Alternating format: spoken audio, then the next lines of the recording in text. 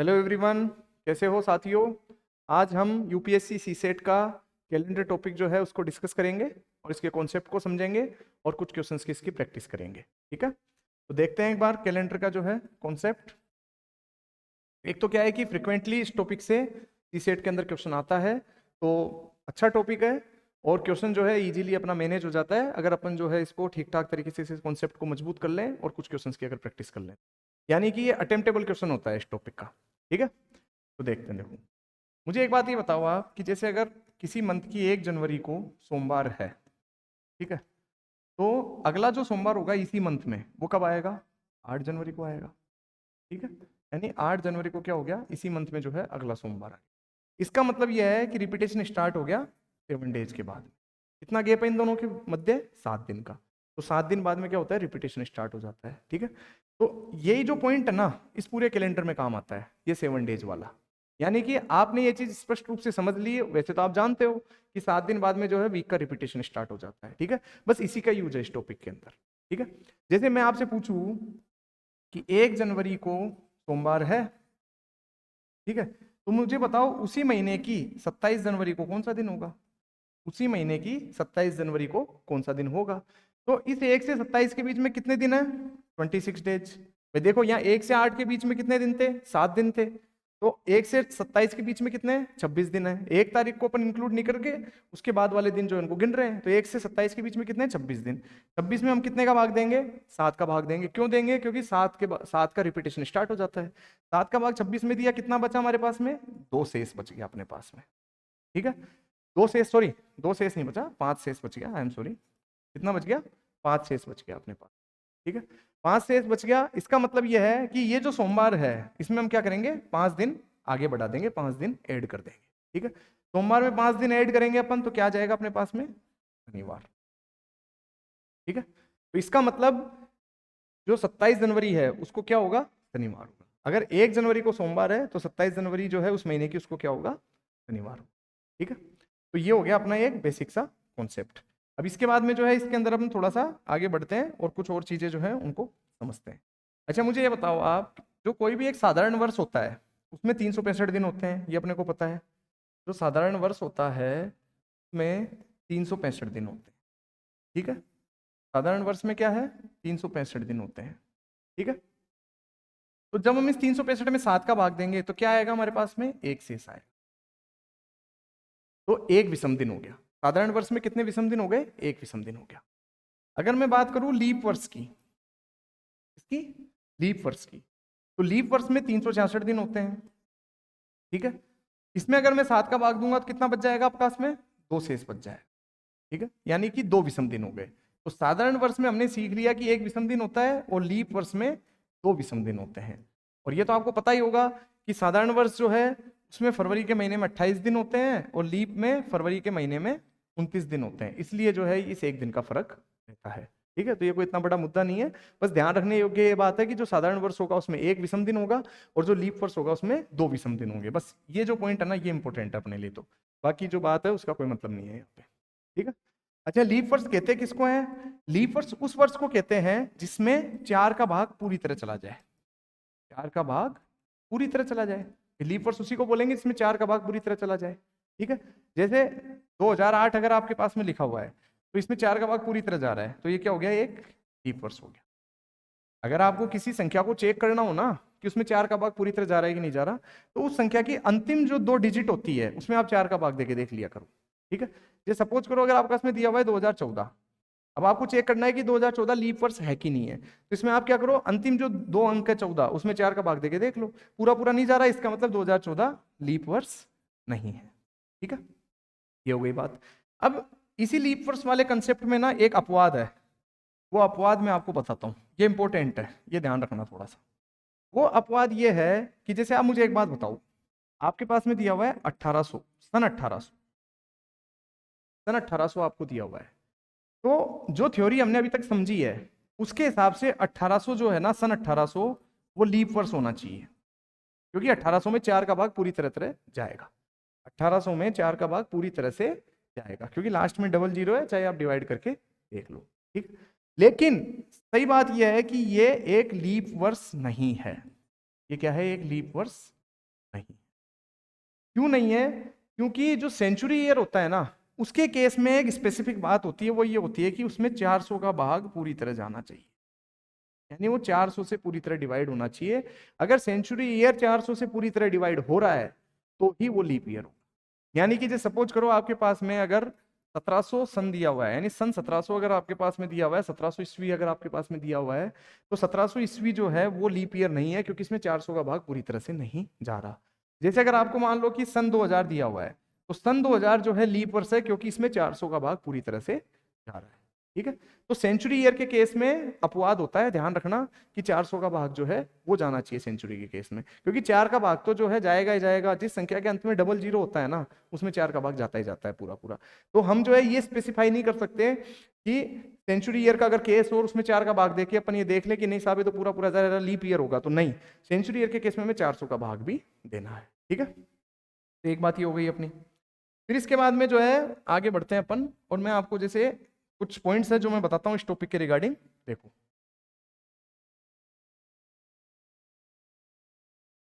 प्रथम 100 साल, जैसे मैंने लिया प्रथम 100 साल, ठीक है, यानी पहले साल से लेके 100वें साल तक का टाइम ले लिया। ठीक है, तो इसमें मैं डायरेक्टली आपको लिख रहा हूं, इसमें जो है 5 विषम दिन होते हैं। कितने होते हैं? 5 विषम दिन होते हैं प्रथम 100 साल में।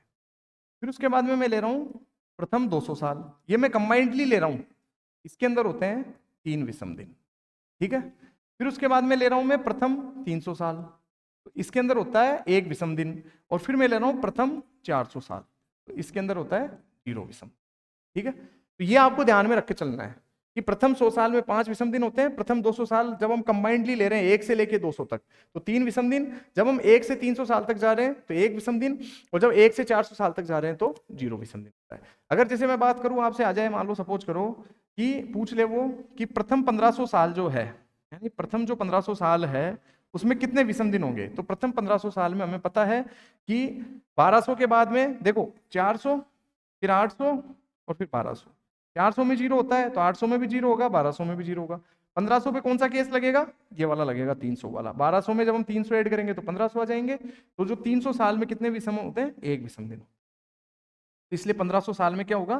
प्रथम 1500 साल में भी 1 विषम दिन होगा। ठीक है, ये काम आएगा हमारे प्रश्न सोल्व करने के दौरान। ठीक है, अब मैं आपको बता देता हूं कि ये आया कैसे, क्योंकि बच्चों के दिमाग में बात आ सकती है कि सर ये निकाला कैसे, तो मैं इसको एक बार आपको बता देता हूं सोल्व करके। बेसिक सी बात है, देखो जैसे प्रथम 100 साल है, ठीक है, तो मुझे ये बताओ आप कि इनमें से जो है कितने तो लीप ईयर है प्रथम 100 साल में से, और कितने जो है साधारण वर्ष है। ठीक है, कितने साधारण वर्ष है और कितने लीप ईयर है। ठीक है, तो 100वां जो साल है, 100वां जो साल है वो तो लीप वर्ष हो नहीं सकता, क्योंकि लीप वर्ष की परिभाषा हमें पता है, सेंचुरी ईयर के केस में 400 का भाग पूरी पूरी तरह जाना चाहिए। तो 100वां साल अगर लीप ईयर नहीं है तो इसमें कितने बचे? 24 साल बचे, वो लीप ईयर होंगे। ठीक है, और बचे जो 76 है वो होंगे साधारण साल। ठीक है, तो 24 साल अगर लीप ईयर है तो हमें पता है कि लीप ईयर में 2 ओड डे होते हैं, 2 विषम दिन होते हैं। तो 24 लीप ईयर में कितने विषम दिन हो गए? 48 विषम दिन हो गए। ठीक है, और साधारण साल में हमें पता है कि 1 विषम दिन होता है। ठीक है, तो टोटल कितने विषम दिन हो गए इसमें? 76 विषम दिन हो गए। ठीक है, अब आप क्या करो, इस 76 को 48 से एडिशन कर दो, या फिर जो है 7 का डिवाइडेशन इस 48 में भी दे लो और 7 का डिवाइडेशन इस 76 में भी दे लो आप। तो 7 का डिवाइडेशन जब आप 48 में दोगे तो आपके पास में बचेंगे 6 विषम दिन, और जब 7 का भाग आप 76 में दोगे तो बचेंगे आपके पास में 6 विषम दिन। दोनों को अब ऐड कर दो आप, तो क्या आ गया आपके पास में? 12 आ गया। और 12 में फिर से अपन जब 7 का भाग देंगे तो क्या आ गया? 5 आ गया। तो हमने यही सीखा था कि प्रथम 100 साल में 5 विषम दिन होते हैं, तो 5 विषम दिन अपने पास में ऐसे आया। ठीक है, तो ये चीज जो है निकालने की अपने को जरूरत जो है नहीं, बस आना चाहिए। ठीक है, अगर कहीं पड़ेगी तो अपन देख लेंगे बाद में, लेकिन वो जो कंसेप्ट था 100, 200, 300, 400 वाला, उसमें हमें ध्यान रखना है, क्योंकि कैलेंडर टॉपिक के अंदर दो ही चीज का खेल है, एक विषम दिन का और एक जो हमारा रिपीटेशन है उसका।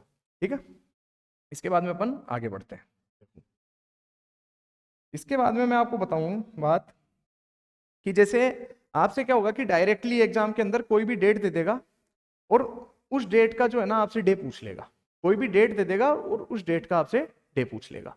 जैसे सपोज करो आपसे वो पूछ ले कि 26 जनवरी 2001 को, 26 जनवरी 2001 को कौन सा दिन होगा। ठीक है, 26 जनवरी 2001 को कौन सा दिन होगा, अगर आपसे डायरेक्टली वो ये पूछ ले। ठीक है, तो देखो कैसे निकालेंगे।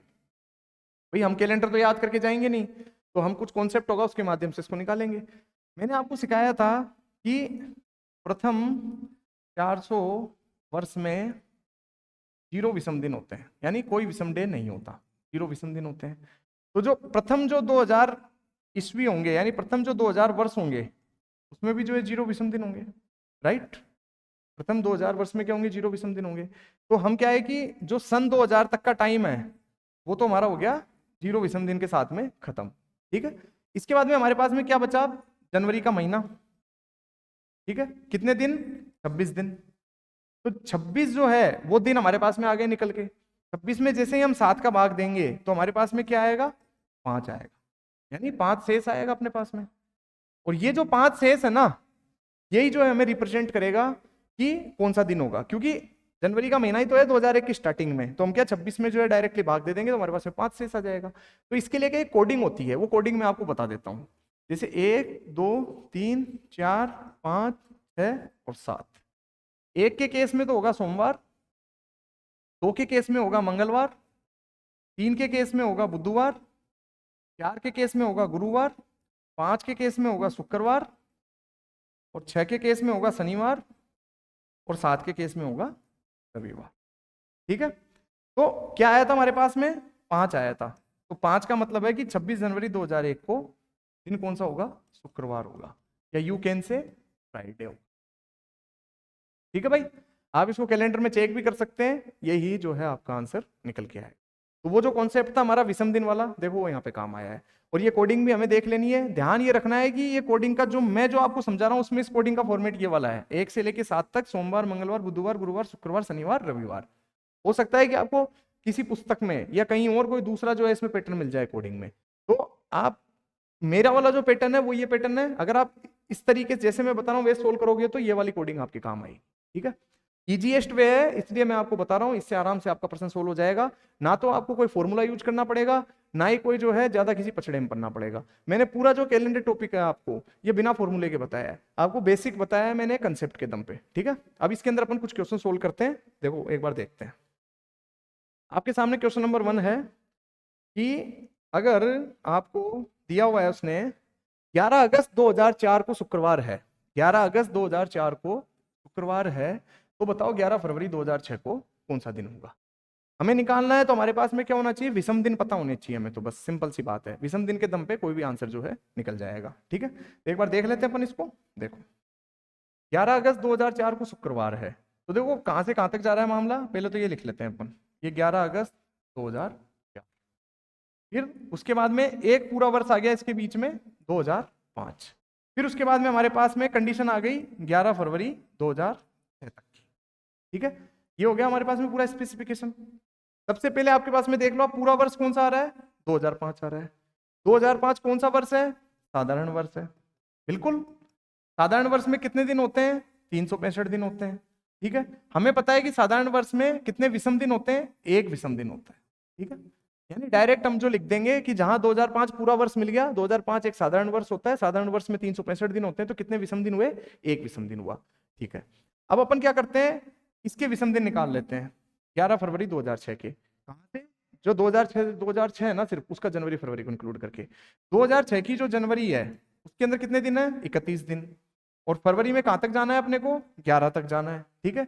31 में कितने विषम दिन हुए, 3, फरवरी में 4, 7 का भाग देके देख रहे हैं अपन, 3 और 4 7, तो टोटल विषम दिन कितने आए, 0, फिर से 7 का भाग दे देंगे अपन। तो यहां कितने विषम दिन बचे अपने पास में, ठीक है। मैं आपको टुकड़ों में सोल्व करके बता रहा हूं, मैं आपको इसको कंबाइंडली बताता ना तो भी यही चीजें निकल के आती, ठीक है। टुकड़ों से क्या आसान हो जाता है। अब अपन जो है 11 अगस्त जो है वहां से लेके और अपन 31 दिसंबर 2004 तक का मसला सोल्व कर लेते हैं, यानी इनके बीच के जो विषम दिन है उनको निकाल लेते हैं। 11 अगस्त तो अपना हट ही गया, अगस्त के महीने में अपने पास में कितने दिन बचे, देखो अगस्त के महीने में बचे अपने पास में 20 दिन, ठीक है। अगस्त के महीने में 20 दिन बचे, इसमें हम 7 का भाग देंगे तो कितना आएगा हमारे पास में, 6 आएगा, ठीक है। सितंबर के महीने में 30 दिन होते हैं, तो उसमें जब 7 का भाग देते हैं तो हमारे पास में 2 विषम दिन बचते हैं। अक्टूबर के महीने में 31 दिन होते हैं, उसमें जब 7 का भाग देंगे तो हमारे पास में 3 विषम दिन बचेंगे। नवंबर के महीने में 30 दिन होते हैं, 7 का भाग देंगे तो 2 विषम दिन बचेंगे। और दिसंबर के महीने में 31 दिन होते हैं, 7 का भाग देंगे तो 3 विषम दिन बचेंगे। वापस से ऐड ऑन कर लो इनको, 6 और 2 8, 8 और 3 11, 11 और 2 13, 13 और 3 16, 16 में वापस जब 7 का भाग देंगे तो ये जो केस है यहां से लेके और यहां तक का, इसके अंदर हमारे पास में क्या आ गया, 2 विषम दिन आ गए। कितने आ गए, 2 विषम दिन आ गए। ठीक है, अब कितने हो गए अपने पास में टोटल देख लो, देखो टोटल हो गए अपने पास में एक तो 2, ठीक है, एक आया हमारे पास में 2005 में एक, ठीक है, एक हमारे पास में इस वाले केस में आया 0। ठीक है, तो इसका मतलब टोटल कितना आया अपने पास में 3, 3 विषम दिन आ गए। 3 विषम दिन, शुक्रवार से हम 3 विषम दिन ऐड ऑन करेंगे तो क्या हो जाएगा आंसर, सोमवार। शुक्रवार में जब हम 3 दिन ऐड करेंगे तो क्या आ जाएगा, सोमवार। तो 11 अगस्त 2004 को यदि शुक्रवार है तो 11 फरवरी 2006 को कौन सा दिन होगा, सोमवार का दिन। मैंने आपको टुकड़ों में सोल्व करके इसीलिए बताया क्योंकि इजी होता है, इससे सोल्व करना गलती की संभावना कम रहती है। आप मान लो कि सपोज करो यहां से चालू करो 11 अगस्त से सीधा 11 फरवरी तक जाओ और पूरा कंबाइंडली एक साथ अगर लेके जाओगे और कहीं छोटी सी भी अगर मान लो सिली मिस्टेक हो गई तो आंसर जो है गलत निकल जाएगा, क्योंकि यहाँ तो एक दिन में जो है पूरा दिन परिवर्तित हो जाएगा। ठीक है, तो इसलिए मैंने इसको इस तरीके से बताया आपको। अब नेक्स्ट क्वेश्चन पे चलते हैं अपन। नेक्स्ट क्वेश्चन है अपने पास में कि 14 जनवरी 2022 को शुक्रवार था तो 18 फरवरी 2025 को सप्ताह का कौन सा दिन होगा। वही फॉर्मेट फॉलो करेंगे। देखो अपन, देखो 14 जनवरी 2022 से एक तो केस हो गया अपने पास में 31 दिसंबर 2022 तक का। ठीक है, नेक्स्ट केस अपने पास में हो गया पूरा 2023 जो साल है वो, उसके अगला केस हो गया पूरा 2024 जो साल है, और फिर उसके बाद में हमारे पास में कहानी कहां तक जा रही है, 28 फरवरी 2025 तक की जाए। राइट, यही है। सबके अलग अलग विषम दिन निकाल लेंगे, ऐड ऑन कर देंगे, फाइनल जो विषम दिन आएगा वो जो है उसको जब हम शुक्रवार में ऐड करेंगे तो हमारा आंसर आ जाएगा। देख लेते हैं। देखो 2023 क्या है, साधारण वर्ष है। ठीक है, साधारण वर्ष है। साधारण वर्ष में कितने दिन होते हैं, 365 डेज होते हैं, और 365 डेज का मतलब है एक विषम दिन हो गया। कैसे निकालते हैं पता ही आपको, 7 का भाग देके निकालते हैं। तो 2023 के अंदर एक विषम दिन हो गया। फिर है 2024, 2024 कौन सा वर्ष है, लीप वर्ष है। ठीक है, लीप वर्ष में हमें पता है 366 डेज होते हैं, तो कितने विषम दिन हो गए, 2 विषम दिन हो गए। ठीक है, तो ये हमने 2024 के जो विषम दिन है वो भी निकाल लिए। फिर उसके बाद में 28 फरवरी 2025 तक कहां से है, ये जो कहानी है ये चलेगी अपनी 1 जनवरी 2025 से। क्यों, क्योंकि अपने 2024 तो अपन ने फिनिश कर लिया, तो 1 जनवरी 2025 से 28 फरवरी 2025 तक की कहानी का मतलब है कि जनवरी में होते हैं 31 दिन, तो कितने विषम दिन हो गए, 3 विषम दिन। और 28 फरवरी जो है वो पूरा ले लेंगे अपन, उसमें जब 7 का भाग देंगे तो हमारे पास में आएगा 0। तो यानी कि 2025 के अंदर हमारे पास में कितने विषम दिन निकल के आए, 3। ठीक है, तो ये 3 विषम दिन हमने यहाँ पे नोट कर लिए। राइट, अब इसके बाद में हमारे पास में बच रहा है 2022 वाला साल। कहां से, 14 जनवरी 2022 से लेके 31 दिसंबर 2022 तक। 14 जनवरी 2022 को हमारे को डे दिया हुआ है इन्होंने शुक्रवार। ठीक है, तो इस 14 जनवरी को तो अपन नेग्लेक्ट कर देंगे। इसके बाद के जो दिन है उसको अपन 7 से डिवाइड करके और विषम दिन निकाल लेंगे। तो डायरेक्टली कैसे कर सकते हैं, हमें पता है कि 2022 जो है एक साधारण वर्ष है और उसमें कितने दिन होते हैं, 365 दिन होते हैं। उस 365 में से यदि मैं इन 14 दिनों को हटा देता हूं, उस 365 में से यदि मैं इन 14 दिनों को अगर हटा देता हूं तो जो बचेंगे दिन वो सारे दिन जो है इसके बीच वाले काउंट हो जाएंगे ऑटोमेटिक। तो कितने बचे, -14 करूंगा तो मैं 351, और जब इस 351 में मैं 7 का भाग दूंगा तो क्या शेष आएगा, 1 शेष आ जाएगा। ठीक है, तो यानी इस 14 जनवरी के बाद वाला जो केस है उसमें कितने विषम दिन बचे, 1 विषम दिन बचा अपने पास में। कितने विषम दिन बचे, 1 विषम दिन बचा। ठीक है, अब ये जितने भी विषम दिन आए सबको ऐड कर लो आप। देखो एक तो हो गया आपके पास में एक आपके पास में 2023 का एक 2024 का 2, और एक बचा आपके पास में 2025 का 3। तो जोड़ो, 1 + 1 2 + 2 4 और 3 7, तो टोटल विषम दिन कितने हैं आपके पास में, 7। इस 7 में वापस आप 7 का भाग दे दो तो कितना बचा आपके पास में, 0 विषम दिन। क्या बचा, 0 विषम दिन। ठीक है, 0 विषम दिन का मतलब है कि जो दिन था वही दिन एज यूजुअल रह जाएगा। और अगर मान लो इसको आप 7 कंसीडर करते हो तो रिपीटेशन हो गया, तो शुक्रवार का वापस शुक्रवार आ जाएगा। यानी कि 14 जनवरी 2022 को यदि शुक्रवार है तो 28 फरवरी 2025 को क्या होगा, शुक्रवार ही होगा, क्योंकि 0 विषम दिन है। 0 विषम दिन का मतलब है जो दिन है वो एज यूजुअल रह जाएगा। या फिर आप ये कह सकते हो 0 विषम दिन का मतलब कि 7। ठीक है, 7 का भाग 7 में दे रहे हैं जब तो हमारे पास में 0 शेष आ रहा है, तो 7 जो है शुक्रवार में वापस से हम जब एड ऑन 7 करेंगे तो वापस शुक्रवार आ जाएगा। कान को इधर से पकड़ो चाहे इधर से पकड़ो, उत्तर वही आना है। ठीक है, तो ये इसके अंदर कंसेप्ट था। तो इसलिए मैं आपको ये देखो टुकड़ों में जब हम कर रहे हैं स्टेप बाय स्टेप, तो इससे क्या हो रहा है, इजी हो रहा है क्वेश्चन। नेक्स्ट पे बढ़ते हैं अपन। नेक्स्ट बोल रहा है यदि मंगलवार 19 जुलाई को 19 जुलाई 2019 को पड़ता है, मंगलवार जो है, यानी 19 जुलाई 2019 को उसने बोल दिया मंगलवार है, तो बताओ 16 फरवरी 2019 को कौन सा दिन था। यानी पीछे जा रहा है ये बोल रहा है कि इसने जो है 19 जुलाई 2019 का अपने को डे दे दिया और 16 फरवरी 2019 के बारे में ये पूछ रहा है। वही प्रोसीजर रहेगा सेम, इसमें कोई जो है अपने को बदलाव नहीं करना, कोई कंसेप्ट चेंज नहीं करना। देख लो, देखो 16 फरवरी हम पीछे जा रहे हैं, ठीक है, तो अपन क्या करते हैं, वही अपन ऐसे समझ के चलते हैं कि 16 फरवरी 2019 का हमारे पास में दिन था, तो हमें 19 जुलाई 2019 अगर निकालना था तो हम क्या करते, तो क्या करते अपन, देखो ये जैसे 16 फरवरी 2019 है, ठीक है, और इससे आपको अगर मान लो सपोज करो यहां तक जाना रहता 19 जुलाई 2019 तक, सपोज करो आपको अगर 19 जुलाई 2019 तक जाना रहता, तो जो आप प्रोग्राम इसमें बनाते, जो आप प्रोसेस इसमें करते, वही प्रोसेस कर दो, बस उसको फिर बाद में हम रिवर्स कर देंगे, आंसर उससे आ जाएगा हमारा। देखो एक बार 16 फरवरी 2019 से 19 जुलाई का मतलब है कि 16 फरवरी को हटा दो, तो फरवरी में तो कितने दिन बचे, 2019 से साधारण वर्ष है तो 12 दिन बचे। मार्च जो है उसमें 31 दिन होते हैं, तो कितने विषम दिन हो गए, 3। अप्रैल में 30 दिन होते हैं, तो कितने विषम दिन हो गए, 2। मई जो है उसमें 31 दिन होते हैं, कितने विषम दिन हो गए, 3। जून जो है उसमें 30 दिन होते हैं, कितने विषम दिन हो गए, 2। और 19 जुलाई जो है यानी ये हो गए 19 दिन, ठीक है। अब ये फरवरी के 12 दिन में 7 का भाग दोगे तो 5 विषम दिन बचेंगे, और 19 जुलाई के 19 में जब भाग दोगे 7 का, तो हमारे पास में जो है 5 विषम दिन बचेंगे, ठीक है। ऐड कर दो, 5 और 3 8, 2 10, 3 13, 2 15, 15 और 5 20, टोटल कितने आ गए आपके पास में, 20 विषम दिन आ गए, ठीक है। इस 20 विषम दिन में जब 7 का भाग देंगे तो हमारे पास में कितने आ गया, फाइनल रिजल्ट 6 विषम दिन, ठीक है। यानी कि आप ये कह सकते हो कि 16 फरवरी को जो भी दिन था ना, 16 फरवरी को जो भी दिन था, जब उसमें हमने 6 दिन ऐड किए थे तो हमारे पास में रिजल्ट आया था मंगलवार। समझ रहे हो मेरी बात को, बस इस बात को आप समझ लेना कि 16 फरवरी को जो भी दिन था ना, उसमें जब हमने ये 6 विषम दिन ऐड किए तो हमारे पास में निकल के क्या आया, मंगलवार। क्या निकल के आया, मंगलवार, ठीक है। तो मंगलवार जो है वो कब आया, जब हमने 6 विषम दिन ऐड किए। तो इसका मतलब हम क्या करेंगे, 6 दिन पीछे चल जाएंगे मंगलवार से, तो मंगलवार से 6 दिन पीछे जाएंगे तो क्या आएगा हमारे पास में, बुधवार आएगा कि नहीं आएगा। यानी कि 16 फरवरी 2019 को कौन सा दिन था, बुधवार का दिन था। अगर इस बुधवार के दिन में आप ये 6 विषम दिन ऐड कर रहे थे तो क्या आ रहा था, मंगलवार आ रहा था। क्वेश्चन वही है जो पीछे हमने 2 क्वेश्चन समझे हैं, बस इसके अंदर हमें आगे की डेट दे दी और पीछे की निकलवा रहा है, तो कोई ऐसी जो है बड़ी बात नहीं है इसके अंदर। सेम प्रोसीजर रखो आप तो कभी भी गड़बड़ नहीं होगी। तो इसका आंसर हो जाएगा ऑप्शन 2, बुधवार। तो 16 फरवरी 2019 को कौन सा दिन था, बुधवार का दिन था, ठीक है। फिर इसके बाद में अगले पॉइंट पे चलते हैं अपन, अगला क्वेश्चन देखते हैं एक बार। देखो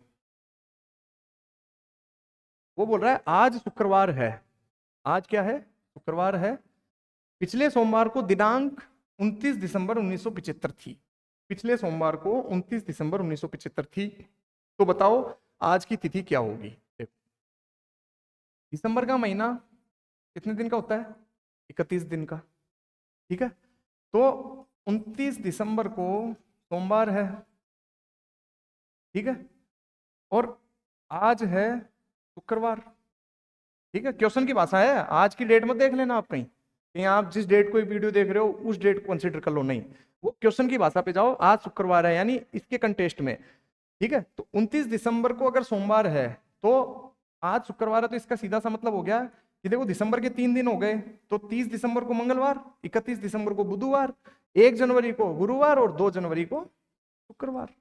तो कौन सी डेट हो गई, ये डेट हो गई 2 जनवरी 1973, यानी कि आज की जो तिथि है वो है 2 जनवरी 1973। बस कुछ नहीं है, 5 दिन का एक सिंपल सा जो है इसके अंदर डिफरेंस था, वही निकालना था इसमें। ऐसे भी क्वेश्चन पूछ लेते हैं कंफ्यूजन के लिए, इसमें क्या है, ऐसे 2-3 डेट अलग अलग दी हुई है अपने, ठीक है। अब इसके बाद में अगला क्वेश्चन है कि निम्नलिखित में से कौन सा कैलेंडर वर्ष 2003 के कैलेंडर के समान होगा, ठीक है। निम्नलिखित में से कौन सा कैलेंडर वर्ष 2003 के कैलेंडर के समान होगा, ठीक है। इसके लिए मैं आपको एक कॉन्सेप्ट बता देता हूं। सबसे पहले तो मैं एक इसका पैटर्न बता देता हूं जो आप फिक्स कर लो दिमाग में। यदि आपको सपोज करो लीप वर्ष दिया हो, ठीक है, तो उसमें हम ऐड कर देंगे 28 वर्ष। कहने का मतलब यह है कि जो सपोज करो आपको बोल दिया उसने कि सन 2000 का जो कैलेंडर है ना, सन 2000 का जो कैलेंडर है वो कब रिपीट होगा, यानी कौन से वर्ष जो है वो रिपीट होगा या कौन से वर्ष के कैलेंडर के समान होगा। ठीक है, अब हमें पता है कि सन 2000 क्या है, एक लीप वर्ष है, क्योंकि इसमें 400 का भाग पूरी पूरी तरह जा रहा है तो सेंचुरी ईयर, लेकिन 400 का भाग पूरी पूरी तरह जा रहा है, तो सन 2000 क्या है, एक लीप वर्ष है। तो लीप वर्ष के केस में हम क्या करेंगे, उसमें 28 जोड़ देंगे। क्या कर देंगे, 28 जोड़ देंगे। जैसे इस 2000 में हम 28 जोड़ेंगे तो क्या आ जाएगा, 2028 आ जाएगा। यानी सन 2000 का जो कैलेंडर है ना वो सन 2028 में क्या होगा, रिपीट होगा। सन 2000 का कैलेंडर कब रिपीट होगा, सन 2028 में रिपीट होगा। ठीक है, तो एक कंसेप्ट तो ये हो गया। फिर इसके बाद में अगला कॉन्सेप्ट देखते हैं, देखो इसी का। यदि आपको दिया हुआ हो लीप वर्ष +1, लीप वर्ष +1, तो जो कैलेंडर रिपीट होगा ना वो होगा 6 वर्ष, जब ऐड कर देंगे, जब हम 6 वर्ष ऐड कर देंगे। यदि आपको दिया हुआ हो लीप वर्ष +2, तो 11 वर्ष ऐड कर देंगे अपन कैलेंडर रिपीटेशन के लिए। अगर आपको दिया हुआ हो लीप वर्ष +3, तो भी हम 11 वर्ष ऐड कर देंगे कैलेंडर रिपीटेशन के। ठीक है, अब अगर लीप वर्ष में फिर से आप 4 साल जोड़ोगे तो वापस लीप वर्ष आ जाएगा। तो लीप वर्ष का केस अपन ने कर ही लिया कि उसमें 28 साल बाद कैलेंडर रिपीट होता है। ठीक है, तो समझो इस बात को। जैसे अभी ये वाला पॉइंट है, इसको अपन जस्टिफाई करते हैं। ठीक है, जैसे आपको मान लो कि सन 2001 दिया हुआ है, ठीक है, तो आपसे पूछ ले कि सन 2001 का कैलेंडर कब रिपीट होगा। ठीक है, तो मुझे बताओ सन 2001, सन जो 2000 है उसमें एक जोड़ने पे आया अपने पास में। सन 2000 में जब हमने एक जोड़ा तो 2001 आ गया, और 2000 क्या है, 2001 देखो लीप वर्ष है, 2001 लीप वर्ष है, सॉरी 2000 लीप वर्ष है। तो 2000 में जब एक जोड़ा अपन ने, तो ये वाला केस बन गया ना, तो हम क्या करेंगे, 6 साल ऐड कर देंगे। यानी इस 2001 में जैसे ही हम +6 करेंगे तो ये कैलेंडर रिपीट हो जाएगा 2007 में। ये कैलेंडर कब रिपीट हो जाएगा, 2007 में। यही अपने को जैसे क्वेश्चन में दिया हुआ है 2003। 2003 का मतलब है कि देखो लीप साल कौन सा हो गया, लीप वर्ष 2000, उसमें कितना ऐड किया, 3, तो ये वाला केस लग गया। ठीक है, तो हम क्या करेंगे, 2003 में कितने वर्ष ऐड कर देंगे, 11 वर्ष ऐड कर देंगे। तो 2003 में जब हम 11 वर्ष ऐड करेंगे तो क्या आ जाएगा हमारे पास में, 2014। यानी 2003 वाला कैलेंडर कब रिपीट होगा, 2014 में रिपीट। ठीक है, अगर इसको आपको समझना है तो वो भी मैं आपको समझा देता हूं एक बार। देखो एक बार इधर देखो, जैसे अपन केस ले लेते हैं 2001 का। ठीक है, कि 2001 का जो कैलेंडर है, 2001 का जो कैलेंडर है वो कब रिपीट होगा, यानी कौन से साल में वो रिपीट होगा, ये अपन एक केस ले लेते हैं। ठीक है, तो देखो रिपीटेशन का हमें पता है कि 7 जहां पे आ गया, यानी 7 का पूरा पूरा डिवाइडेशन हो गया, वहां से वापस रिपीटेशन स्टार्ट हो जाता है। ठीक है, तो देख लेते हैं अपन। देखो 2001 को छोड़ दो, 2002 उसमें कितने विषम दिन होंगे, एक विषम दिन होगा। ठीक है, 2002 क्या है, एक साधारण वर्ष है। 2003 में कितने विषम दिन होंगे, एक विषम दिन होगा। 2004 क्या है, एक लीप वर्ष है। ठीक है, तो इसमें कितने विषम दिन होंगे, 2 विषम दिन। 2005 क्या है, एक साधारण वर्ष है, कितने विषम दिन होंगे, 1। 2006 क्या है, एक साधारण वर्ष है, कितने विषम दिन होंगे, 1। 2007 क्या है, एक साधारण वर्ष है, तो कितने विषम दिन होंगे, 1। अब एक बार इनको ऐड करके देखो आप, 1 और 1 2, 2 और 2 4, 4 और 1 5, 1 6 और 1 7, यानी कि 7 आ गया ना, और 7 के बाद हमें पता है रिपीटेशन स्टार्ट हो जाता है। तो इसका मतलब 2001 वाला कैलेंडर कब रिपीट होगा, 2007 में रिपीट होगा। ठीक है, और ये चीज अपन ने डायरेक्ट यहां से भी निकाल ली थी कि 2001 का केस यहां लागू हो रहा है ना। देखो इस वाले पॉइंट पे 2001 का जो केस है वो इस वाले पॉइंट पे लागू हो रहा है। देखो ये 2001 का केस, लीप वर्ष कौन सा हो गया, 2000, उसमें जब हमने एक ऐड किया तो 2001 आ गया। तो 2001 का कैलेंडर अगर रिपीट करवाना है तो क्या कर देंगे, 6 वर्ष ऐड कर देंगे, तो 2007 में रिपीट हो रहा है। और ये हमने प्रोसीजर से भी निकाल लिया। तो आप प्रोसीजर को भी सीख लें और डायरेक्ट जो है इसको भी याद कर ले कंसेप्ट को। कॉन्सेप्ट मैंने बता दिया, यदि लीप वर्ष दिया हुआ हो उसका कैलेंडर रिपीट करवाना हो तो 28 वर्ष ऐड कर देना। यदि लीप वर्ष में 1 वर्ष ऐड करके दिया हुआ हो तो आप 6 वर्ष ऐड कर देना। यदि लीप वर्ष में 2 वर्ष ऐड करके दिया हुआ हो तो 11 वर्ष ऐड कर देना। यदि लीप वर्ष में 3 वर्ष ऐड करके दिया हुआ हो तो भी 11 वर्ष ऐड कर देना। ठीक है, तो उससे आपका डायरेक्ट आंसर आ जाएगा। आपको ये प्रोसीजर करने की जरूरत नहीं पड़ेगी, जो अपने को विषम दिन निकाल के फिर ऐड करके फिर हम जब 7 का डिवाइड करेंगे तो उस प्रोसीजर को करने की जरूरत आपको नहीं पड़ेगी। ठीक है, नेक्स्ट क्वेश्चन देखते हैं अपन एक बार। नेक्स्ट क्वेश्चन है 8 फरवरी 2020 को शनिवार था। 8 फरवरी 2020 को शनिवार था। तो पूछ रहा है वो 1 फरवरी 2016 को सप्ताह का क्या दिन था। 1 फरवरी 2016 को सप्ताह का क्या दिन था, निकाल लेते हैं डायरेक्टली अपन, जो है कोई मसला ही नहीं है इसके अंदर। देखो वही अपन जो करते आ रहे हैं वही करेंगे, फिर उसको बाद में अपन रिवर्स कर देंगे लास्ट में जाके जो है, ठीक है। सपोज करो आपको यदि 1 फरवरी 2016 से, और अगर वो पूछता कि 8 फरवरी 2020 को कौन सा दिन होगा, तो सबसे पहले हम क्या करते हैं, विषम दिन निकाल लेते। इस 1 फरवरी को तो अपन हटा ही देंगे, ठीक है। तो इस 1 फरवरी को जब हटा देंगे, और हमें पता है कि 2016 क्या है, लीप वर्ष है। 2016 क्या है, लीप वर्ष है। तो इस 1 फरवरी को जब हटा देंगे अपन, तो इस 2016 के कितने दिन हट गए, देखो जनवरी के 31 दिन हट गए और फरवरी का 1 दिन हट गया, यानी टोटल कितने दिन हट गए, 32 दिन हट गए। और लीप वर्ष में कितने दिन होते हैं, 366 दिन। 366 में से यदि मैं 32 माइनस कर दूं, 366 में से यदि मैं 32 माइनस कर दूं, तो क्या आ जाएगा, 334, ठीक है। इस 334 में अगर मैं 7 का भाग दे दूं, तो क्या आ जाएगा हमारे पास में, 7 चौक 28 बचे 5, तो ये हो गया हमारा 7 सूती 49, यानी 5 विषम दिन। तो हमने डायरेक्टली निकाल लिया कि 1 फरवरी 2016 से लेके 1 फरवरी 2016 से लेके और 31 दिसंबर 2016 तक कितने विषम दिन हुए, 5 विषम दिन। वही प्रोसीजर कर रहे हैं अपन जो पहले कर रहे थे, ठीक है। फिर इसके बाद में हमारे पास में वर्ष है कौन सा, 2017। 2017 एक साधारण वर्ष होता है, कितने विषम दिन होते हैं, 1 विषम दिन। फिर इसके बाद में वर्ष है हमारे पास में 2018, वो भी साधारण वर्ष होता है, कितने विषम दिन होते हैं, 1 विषम दिन। फिर है हमारे पास में 2019, वो भी एक साधारण वर्ष होता है, तो कितने विषम दिन होते हैं, 1 विषम दिन, ठीक है। फिर है 2020, 2020 का 8 फरवरी तक का टाइम लेना है, ठीक है। तो 1 जनवरी मतलब जनवरी 2020 टू 8 फरवरी तक अपने को जाना है, ठीक है। तो कितने दिन हो गए, जनवरी में होते हैं 31 दिन, तो कितने ओड डे होते हैं, 3, और फरवरी के 8 दिन, तो कितने ओड डे हो गए, 1, 3 + 1 4। यानी कि जो 2020 वाला जो हमारा साल है, 2020 वाला जो साल है, उसमें हमारे पास में कितने ओड डे हो गए, 4 ओड डे हो गए, ठीक है। अब अपन इन सबको ऐड कर लेंगे, तो देखो 2016 वाले साल में तो हमारे पास में कितने थे, 5, ये तो हो गए 2016 में, प्लस 2017 में कितने, 1, ठीक है। 2018 में कितने, 1, ठीक है। 2018 में कितने, 1, ये 2018 का 1। 2019 में कितने, फिर से 1, और 2020 में कितने, 4। ऐड कर लो इनको, 5 और 1 6, 6 और 1 7, 7 और 1 8, 8 और 4 12, कितने विषम दिन आ गए, 12। वापस से 7 का भाग दो, कितना आ गया, 5। तो कितने विषम दिन निकल के आए आपके पास में, 5 विषम दिन।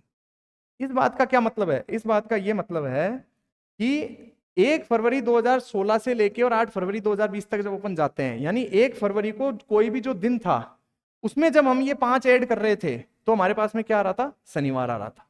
यानी 1 फरवरी को जो कोई दिन था, उसमें जब हम 5 ऐड कर रहे थे, यानी 5 दिन जब ऐड कर रहे थे, तो हमारे पास में क्या आ रहा था, शनिवार आ रहा था, ठीक है। तो इसका क्या मतलब हो गया, इसका मतलब ये हो गया कि इसमें से क्या करेंगे, हम 5 को सब्सट्रैक्ट कर देंगे, 5 को घटा देंगे। शनिवार में से जब हम 5 को घटाएंगे, तो हमारे पास में क्या आ जाएगा, सोमवार निकल के आ जाएगा, ठीक है। शनिवार में से जब हम 5 को घटा देंगे, तो क्या निकल के आ जाएगा, सोमवार। तो कहने का मतलब है कि 1 फरवरी 2016 को क्या था, सोमवार था। जैसे इस 1 फरवरी 2016 के सोमवार में आप 5 विषम दिन जोड़ोगे, तो क्या आ जाएगा, शनिवार आ जाएगा, ठीक है।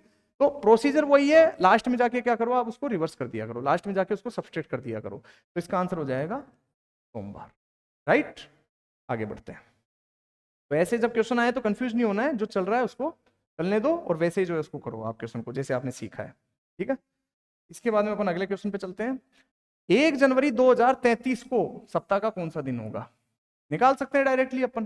देखो कैसे निकालेंगे, जो प्रथम 2000 साल है, यानी प्रथम जो 2000 वर्ष है, उसमें तो हमारे कितने हो गए, 0 विषम दिन हो गए। कितने हो गए, 0 विषम दिन हो गए, खत्म कहानी। अब इसके बाद में क्या बचे अपने पास में, इसके बाद में बचे अपने पास में 32 साल तो फ्रेश बच गए, ठीक है। 2032 तक तो अपने पास में फ्रेश हो गया मामला, 2000 से 2032 तक मतलब 32 साल तो अपने पास में ये बिल्कुल जो है सेपरेट सेपरेट साल बच गए सारे। और 2033 की अपने को 1 जनवरी को और कंसिडर करना है, तो पहले तो इन 32 साल के अपन जो है विषम दिन निकाल लेते हैं। चलो मुझे ये बताओ आप कि ये जो 32 साल है, उनके अंदर जो है कितने तो लीप वर्ष है। तो इन 32 साल के अंदर हमें पता है कि 8 लीप वर्ष है, ठीक है। और साधारण वर्ष कितने हो गए? इस 32 में जब 8 घटा देंगे तो 24। लीप वर्ष 8 कैसे आया? हमें पता है कि हर 4 साल में लीप वर्ष रिपीट होता है, यानी 2004 में आया, 2008 में आया, 2012 में आया, 2016 में आया, 2020 में आया। तो जब हम 2004 2008 काउंट करेंगे तो, या फिर आप क्या करो, इस 32 में 4 का भाग देके देख लो, 4 का भाग आप दे रहे हो तो 8 निकल के आ रहा है, तो यानी 8 साल तो लीप वर्ष हो गए और बचे हुए 24 साल क्या हो गए? साधारण वर्ष हो गए। ठीक है, हमें पता है लीप वर्ष में 2 विषम दिन होते हैं, तो टोटल कितने विषम दिन हो गए? 16 विषम दिन। और साधारण वर्ष में 1 विषम दिन होता है, तो टोटल कितने विषम दिन हो गए? 24 विषम दिन। राइट, 24 और 16 कितना हुआ? 40। 40 में जब 7 का भाग दिया तो कितना आया? 5। यानी इन जो 32 सालों में 5 विषम दिन अपने पास में आ गए, इन 32 सालों में 5 विषम दिन निकल के आ गए। अब अपने को 1 जनवरी की डेट निकालनी है 2033 की, तो 1 जनवरी को काउंट करना पड़ेगा, तो इस 5 में क्या करो, 1 और जोड़ दो, इस 1 जनवरी को लेना पड़ेगा ना अपने को, तो कितने हो गए टोटल? 6 विषम दिन हो गए। ठीक है, तो हमारे पास में जो कोड निकल के आया वो आया 6। और हमने सीखा था कि 1 को तो होता है सोमवार, ठीक है, हमने सीखा था 1 को होता है सोमवार, 2 को मंगलवार, 3 को बुधवार, 4 को गुरुवार, 5 को शुक्रवार और 6 को शनिवार। ठीक है, और 7 को रविवार। ठीक है ना, तो इसका मतलब हमारे पास में 6 विषम दिन है, तो कौन सा दिन होगा? 1 जनवरी 2033 को शनिवार का दिन होगा। आप कैलेंडर चेक करके देख सकते हैं, बाकायदा शनिवार ही आएगा जो है। बस हमने तो क्या हमारे कॉन्सेप्ट डेवलप करके ये जो है निकाल लिया, कैलेंडर याद करने की अपने को जरूरत नहीं है। तो 1 जनवरी 2033 को सप्ताह का कौन सा दिन होगा?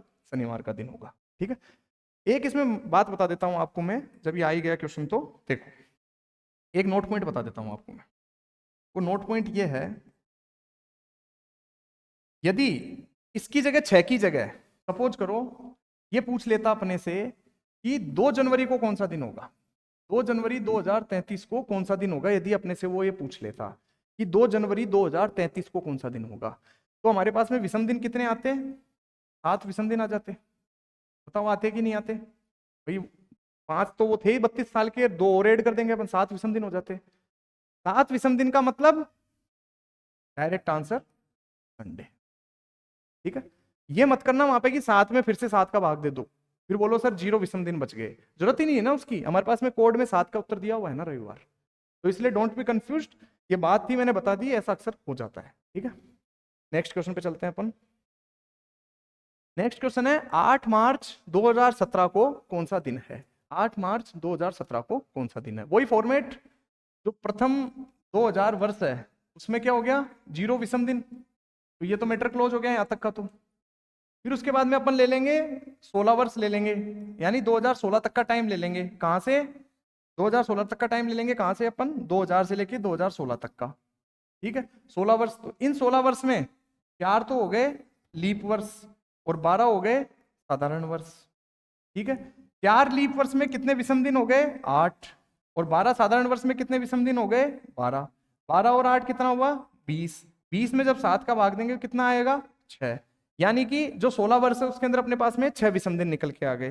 ठीक है, इन 16 वर्षों में 6 विषम दिन निकल के आ गए। फिर उसके बाद में अपने पास 2017 बचा, और 2017 की 8 मार्च को पूछ रहा है, तो 2017 के जनवरी में तो होंगे 3 विषम दिन, और 2017 का फरवरी यानी 2017 साधारण वर्ष है, उसमें 28 दिन होते हैं फरवरी में, तो उसमें हो गए 0 विषम दिन। और फिर उसके बाद में बचा 8। 8 का मतलब है 1 विषम दिन बच गया 7 का भाग देने के बाद में। तो 2017 के केस में कितने विषम दिन आ गए? 4। और पहले कितने थे अपने पास में? 6। 6 + 4 10। 10 में जब 7 का भाग देंगे तो क्या आ जाएगा? 3। तो हमारा कोड क्या निकल के आया? 3। और 3 का कोड क्या होता है? बुधवार। ये लो आपका आंसर। ठीक है, तो इस तरह से जो है आप सोल्व कर सकते हैं क्वेश्चन को। इसके बाद में नेक्स्ट क्वेश्चन देखो, यदि 19 जुलाई 2000 को बुधवार था तो 15 जून 2012 को सप्ताह का कौन सा दिन होगा? 19 जुलाई 2000 को बुधवार था। ठीक है, तो अब देखो यहां लिख लेते हैं अपन, ये 19 जुलाई 2000। ठीक है, 2000 को अभी के लिए छोड़ देते हैं और अपने को जाना कहां तक है? 15 जून 2012 तक जाना है। ठीक है, यहीं तक जाना है अपने को। ठीक है, अपन चलते हैं। 2001 पूरा साल आ रहा है, आ रहा है, तो 2001 जो है उसके अंदर 1 विषम दिन हो गया। 2002 पूरा साल आ रहा है, उसमें 1 विषम दिन हो गया। 2003 पूरा साल आ रहा है, उसमें 1 विषम दिन हो गया। 2004 लीप ईयर है तो 2 विषम दिन। 2005 साधारण वर्ष है तो फिर 1 विषम दिन। 2006 साधारण वर्ष है तो फिर एक विषम दिन, 2007 साधारण वर्ष है तो फिर एक विषम दिन, 2008 लीप ईयर है 2 विषम दिन, 2009 साधारण वर्ष 1 विषम दिन, 2010 साधारण वर्ष 1 विषम दिन, 2011 साधारण वर्ष 1 विषम दिन। ठीक है, ये तो पूरे पूरे वर्ष आ रहे थे इसके मध्य। ये मैं सोल्व करके बता रहा हूँ इसलिए लिख रहा हूँ, आपको तो लिखने की जरूरत नहीं है, उंगलियों पे काउंट कर सकते हो आप इन चीजों को जो है। तो 1 2 3 2 5 6 7, देखो 3 और 2 5 और 2 7 और 1 8, 2 10 और 3 13। तो ये जो अपना सेगमेंट है बीच के वर्षों वाला, इसके अंदर टोटल कितने विषम दिन आए? 13 विषम दिन। ठीक है, लिख लो इसको। अब अपन इसको ले लेते हैं 2000 वाले साल को। 2000 वाले साल में 19 जुलाई को हटा देंगे। 19 जुलाई के बाद में अपन 31 दिसंबर तक चल लेते हैं, यानी 31 दिसंबर 2000 तक कितने विषम दिन होंगे। ठीक है, अपन ये देख लेते हैं। तो देखो इसमें जुलाई के महीने में तो बचे अपने पास में 12, अगस्त का महीना 31 का होता है तो 3 विषम दिन, सितंबर 30 का 2 विषम दिन, अक्टूबर 31 का तो 3 विषम दिन, नवंबर 30 का 2 विषम दिन और दिसंबर 31 का तो 3 विषम दिन। कर लो ऐड इनको, 12 और 3 15, 2 17, 3 20, 2 22 और 3 25। 25 में जब 7 का भाग देंगे तो कितना आएगा? 4। तो यानी इस वाले वर्ष में बच गए 4 विषम दिन अपने पास में। इसको ले लो अब 2012 वाले 15 जून को।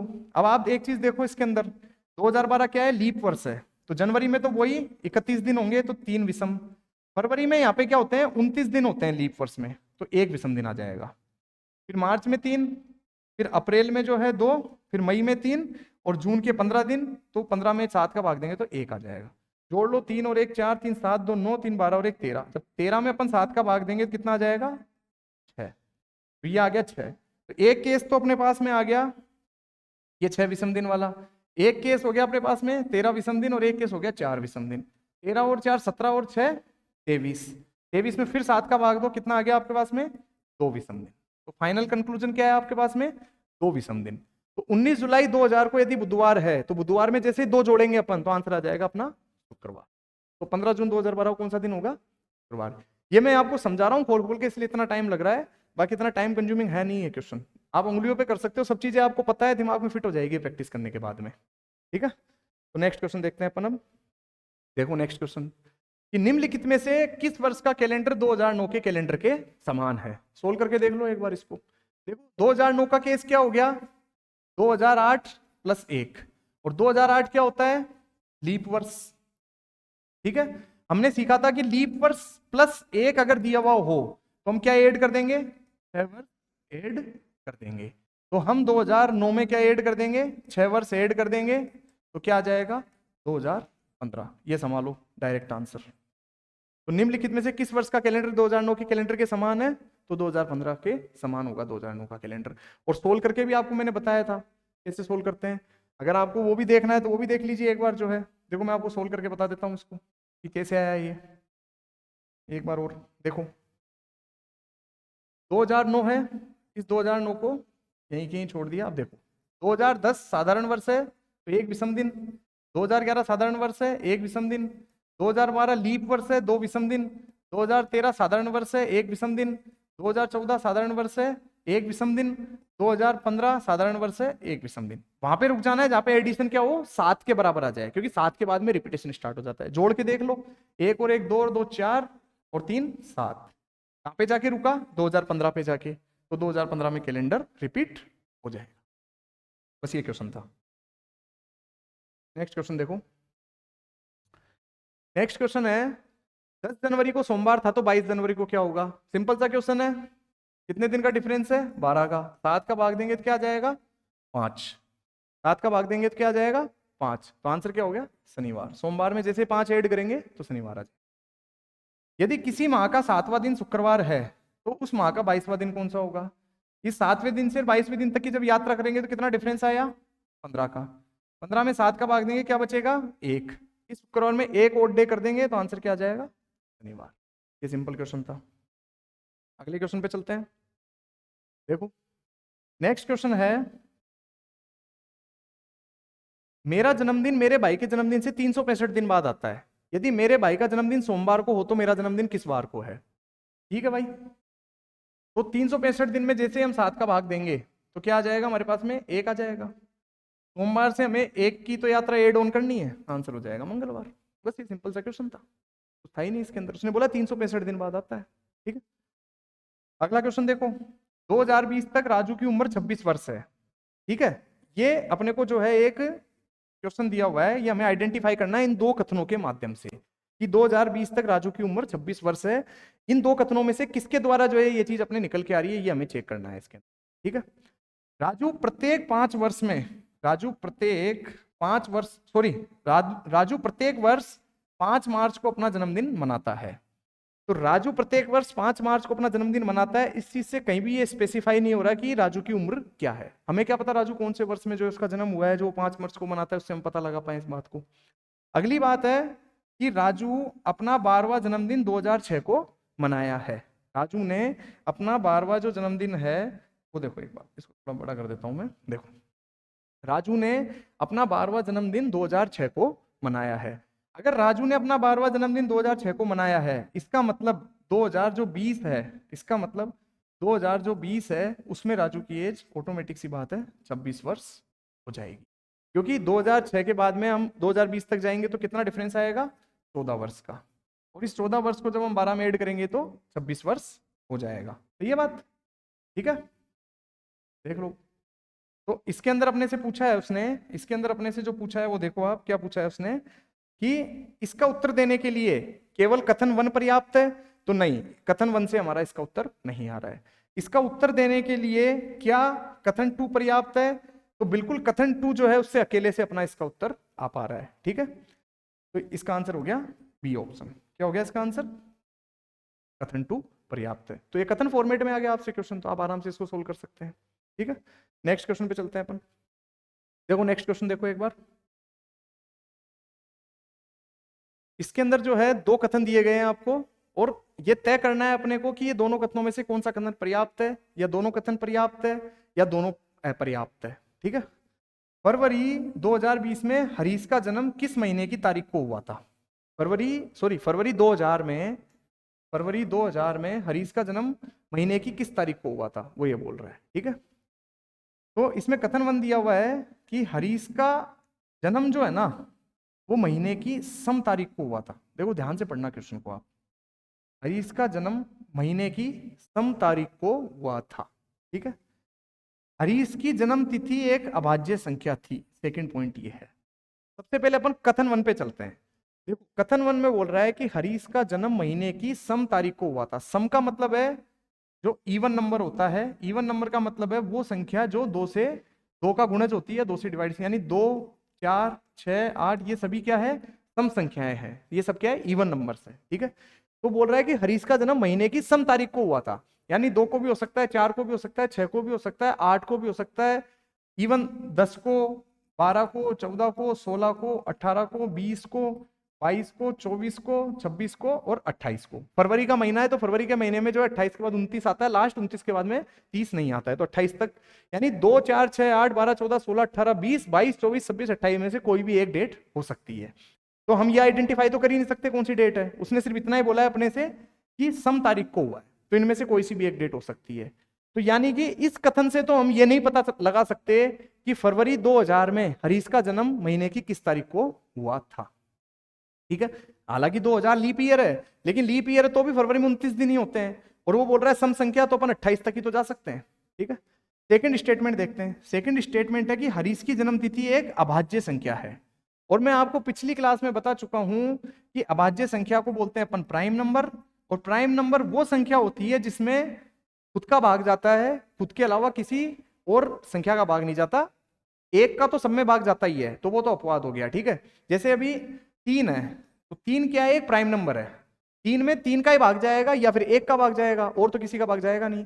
और 1 को इसलिए कंसिडर नहीं कर रहा मैं क्योंकि 1 का भाग तो सभी संख्याओं में जाता है। ठीक है, तो अभाज्य संख्या उस संख्या को बोलते हैं जिसका फैक्टर जो है सिर्फ वो खुद होता है, यानी कि उस संख्या में सिर्फ खुद का ही भाग जा सकता है पूरा पूरा, और किसी भी संख्या का उसके अंदर भाग नहीं जाता है। ठीक है, तो देखो हमने कल सीखी थी, पिछले जो वीडियो था उसके अंदर, कि अभाज्य जो संख्या है वो कौन कौन सी होती है, 2, 3, 5, 7, 11, 13, तो ऐसे हम बढ़ते चले जाएंगे आगे जो है। ठीक है, तो सबसे छोटी अभाज्य संख्या कौन सी आई हमारे पास में निकल के, 2। सबसे छोटी अभाज्य संख्या कौन सी निकल के आई, 2। उसने अपने को बोला है कि हरीश का जन्म महीने की सम तारीख को हुआ था। ठीक है, हरीश की जन्म तिथि एक अभाज्य संख्या थी। तो आपकी जानकारी के लिए मैं बता दूं कि जितनी भी अभाज्य संख्याएं होती है उसमें सिर्फ दो ही एक ऐसी सम संख्या है जो अभाज्य संख्या होती है। दो ही सिर्फ एक ऐसी सम संख्या है जो अभाज्य संख्या होती है, क्योंकि दो के अंदर सिर्फ दो का ही भाग जाता है। दो के अलावा फिर उसके अंदर जो है ना 3 का जाएगा, ना 4 का जाएगा, ना 5 का जाएगा। तो दो क्या होती है? एक अभाज्य संख्या होती है। लेकिन सिर्फ अकेली सम संख्या है जो अभाज्य संख्या होती है। इसके बाद अगली सम संख्या अगर 4 को अपन लेते हैं तो 4 के तो फैक्टर हो गए ना, 4 में तो 2 का भाग जा रहा है, तो 4 अभाज्य संख्या नहीं है। तो इन दोनों स्टेटमेंट्स की मदद से हम आंसर निकाल सकते हैं इस क्वेश्चन का। उसके अलावा जो है कि सिंगल स्टेटमेंट के दम पे हम जो है इसका आंसर नहीं निकाल सकते। क्यों? क्योंकि देखो फर्स्ट स्टेटमेंट जो है वो उसने बोल के दूर हो गया वो कि सम तारीख को जन्म हुआ है, तो सम तारीख इतनी सारी निकल के आ गई अपने पास में। सेकंड स्टेटमेंट बोल रहा है कि हरीश की जन्म तिथि एक अभाज्य संख्या थी। तो अभाज्य संख्या तो ये बहुत सारी होती है, 2 3 5 7 11 13, 13 के बाद में जैसे 17, 17 के बाद में 19, 19 के बाद में 23, 23 के बाद में हो गई 29। तो फरवरी का महीना है, 29 दिन तक अपन जाएंगे। तो इनमें से फिर बाद में कोई सी भी एक तारीख हो सकती थी। तो हम इसके दम पे भी ये आइडेंटिफाई नहीं कर पा रहे कि कौन सी तारीख को उसका जन्म हुआ है, और फर्स्ट स्टेटमेंट के दम पे भी ये आइडेंटिफाई नहीं कर पा रहे कौन सी तारीख को जन्म हुआ है। लेकिन जब दोनों स्टेटमेंट्स को कंबाइंड कर देते हैं तो हमारे पास में निकल के आ जाती है महीने की 2 तारीख। महीने की 2 तारीख आ गई ना निकल के। कैसे आ गई? कि हरीश का जन्म महीने की सम तारीख को हुआ है, तो सम तारीख तो हमने ले ली है सारी, और हरीश की जन्म तिथि एक अभाज्य संख्या है, प्राइम नंबर। तो एकमात्र जो सम संख्या 2 है वही एक अभाज्य संख्या होती है, उसके अलावा बाकी कोई सम संख्या अभाज्य संख्या नहीं होती है। तो 2 तारीख इसका उत्तर आ गया। बहुत सिंपल क्वेश्चन था ये, बस क्वेश्चन की लैंग्वेज को सही से समझना था अपने को, और यही सीसेट जो है ना उसके अंदर करना होता है। क्वेश्चन की भाषा को सही से समझ लो, आपका काम आसानी से हो जाएगा। नेक्स्ट क्वेश्चन देखते हैं अपन। देखो नेक्स्ट क्वेश्चन है कि आरती का जन्म किस वर्ष में हुआ था। यानी उसका प्रश्न ये है कि आरती का जन्म किस वर्ष में हुआ था। उसके लिए उसने 3 कथन दिए गए हैं, और वही बात वो पूछने वाला है अपने से कि इन तीनों कथनों में से क्या कथन 1 से काम हो जाएगा, या कथन 2 से हो जाएगा, या तीनों से काम होगा, या तीनों पर्याप्त है अपर्याप्त है। अपने को ये डाटा सफिशियंसी चेक करनी है और कुछ नहीं करना है इसमें, ठीक है। तो आरती का जन्म किस वर्ष में हुआ था, तो उसने पहला स्टेटमेंट दिया है अपने को कि आरती प्रणवी से 6 वर्ष बड़ी है। यानी कि ये संभाला हमने प्रणवी को, और प्रणवी में जब हमने 6 साल ऐड किए तो हमारे पास में आ गया आरती की उम्र का पता लग गया हमें, ठीक है। प्रणवी में जैसे 6 साल ऐड किए हमारे पास में आरती की उम्र का पता लग गया। प्रणवी की बहन का जन्म 1982 में हुआ था। सेकंड स्टेटमेंट देखो आप, ये तो हो गया स्टेटमेंट 1। अब मुझे एक बात बताओ आप, स्टेटमेंट 1 से क्या ये पता लग पा रहा है कि आरती का जन्म किस वर्ष में हुआ था? सिर्फ स्टेटमेंट 1 से ये पता लगा है आपको कि आरती प्रणवी से 6 साल बड़ी है। आरती प्रणवी से 6 साल बड़ी है, लेकिन वर्ष का पता नहीं लग पा रहा। सेकंड स्टेटमेंट पे आते हैं। प्रणवी की बहन का जन्म 1982 में हुआ था। तो प्रणवी की बहन, उसका हमें नाम भी नहीं पता, बस उसका जन्म जो है 1982 में हुआ था, ये हमें पता लग गया। प्रणवी की बहन का जन्म 1982 में हुआ था, ये पता लग गया। लेकिन इससे हमें ये भी पता नहीं लग रहा कि जो है आरती का क्या कंसिडरेशन है, यानी आरती का जन्म जो है कौन से वर्ष में हुआ था। क्योंकि अगर हमें ये दिया हुआ होता इसमें कि प्रणवी का जन्म कब हुआ था, तब तो अपन निकाल देते। तो सेकंड स्टेटमेंट से भी हमारा कंक्लूजन नहीं निकल रहा। थर्ड स्टेटमेंट पे आते हैं। थर्ड स्टेटमेंट है आरती की बहन प्रणवी की बहन से 2 वर्ष छोटी है, ठीक है। आरती की बहन, देखो इसको पढ़ना यहां तक को, आरती की बहन प्रणवी की बहन से 2 वर्ष छोटी है। प्रणवी की बहन का जन्म कब हुआ है? 1982 में। तो जो आरती की जो बहन है, आरती की जो बहन है उसका जन्म कब हो गया? 1984 में, 1984 में, ठीक है। जो देखो जो प्रणवी से 8 वर्ष छोटी है। अब जैसे मैंने आपको पहले भी बताया था, जब हम जो है हमने ब्लड रिलेशन टॉपिक जब समझा था, तो मैंने आपको बताया था जैसे ये जो आ जाए तो कनेक्ट जो इसके नियर बाय होता है उसी से करना होता है अपने को। तो इसका ये मतलब है जो प्रणवी से 8 वर्ष छोटी है, इसका मतलब जो ये है ना प्रणवी की जो बहन है, जो प्रणवी की जो बहन है, देखो आरती की बहन प्रणवी की बहन से 2 वर्ष छोटी है, ठीक है। जो प्रणवी से 8 वर्ष छोटी है, यानी जो ये आरती की बहन है ना, आरती की जो बहन है, देखो इसके बारे में वापस से पढ़ो इसको। आरती की बहन प्रणवी की बहन से क्या है? 2 वर्ष छोटी है, तो 1984 आ गया। और जो प्रणवी की बहन है ना वो प्रणवी से 8 वर्ष छोटी है। इसका क्या मतलब है? प्रणवी से 8 वर्ष छोटी है कौन? प्रणवी की बहन। मैंने बताया ना जो अगर आ गया तो अपन कनेक्ट इसको करेंगे। तो प्रणवी की बहन प्रणवी से अगर 8 वर्ष छोटी है, तो इसका मतलब प्रणवी की बहन 1982 में पैदा हुई थी, तो प्रणवी जो है उसका जन्म होगा 1974 में। कब होगा? 1974 में, क्योंकि प्रणवी की बहन प्रणवी से 8 वर्ष छोटी है। तो प्रणवी की बहन का जन्म 1982 में है, तो प्रणवी का जन्म कब हुआ? 1969 में। अब मुझे एक बात ये बताओ, आप फर्स्ट स्टेटमेंट पे आ जाओ। फर्स्ट स्टेटमेंट ये कह रहा है कि आरती प्रणवी से 6 वर्ष बड़ी है, तो इसका मतलब आरती का जन्म कब हुआ? 1968 में। कब हुआ? 1968 में, क्योंकि प्रणवी का जो जन्म है वो कब हो रहा है? 1974 में। तो आरती का जन्म कब हुआ? 1968 में। तो मुझे आप ये बताओ कि आरती का जन्म किस वर्ष में हुआ? ये हमें पता लगा तीनों स्टेटमेंट्स को जब हमने कंबाइंडली यूज किया, यानी तीनों स्टेटमेंट्स की मदद से हम ये पता लगा पाए कि आरती का जन्म किस वर्ष में हुआ। ना तो अकेले 1 के दम पे हम कर सकते, ना अकेले 2 के दम पे कर सकते, ना अकेले 3 के दम पे कर सकते, ठीक है। ना ही अपन 2 और 3 के दम पे कर सकते।